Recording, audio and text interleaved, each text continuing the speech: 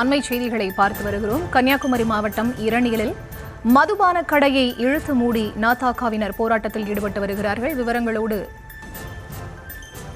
அண்மை செய்திகளை பார்த்து வருகிறோம். கன்னியாகுமரி மாவட்டம் இரணியலில் நாதாகாவினர் போராட்டத்தில் ஈடுபட்டு வருகிறார்கள். அந்த காட்சிகளை பார்த்து வருகிறோம். விவரங்களுக்கு இணைகிறார் எமது செய்தியாளர் ஆனந்த். அவரிடம் பேசலாம். வணக்கம் பிரியா.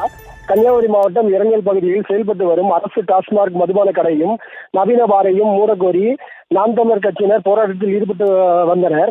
போராட்டத்தில் நவீன பார் பூட்டப்பட்ட நிலையில் டாஸ்மாக் மதுபான கடையை தொடர்ந்து செயல்பட்டு வந்தது.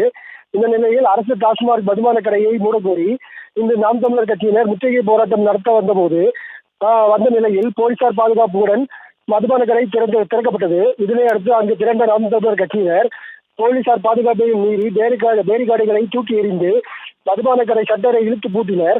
இதனால் பரபரப்பு ஏற்பட்ட நிலையில் தொடர்ந்து நாம் தமிழர் கட்சியினர் சாலையில் அமர்ந்து சாலை மறியலில் ஈடுபட்டு வருவதால் திங்கள் நகர் நாகர்கோவில் சாலையில் போக்குவரத்து பாதிப்பு ஏற்பட்டுள்ளது. சரிதா?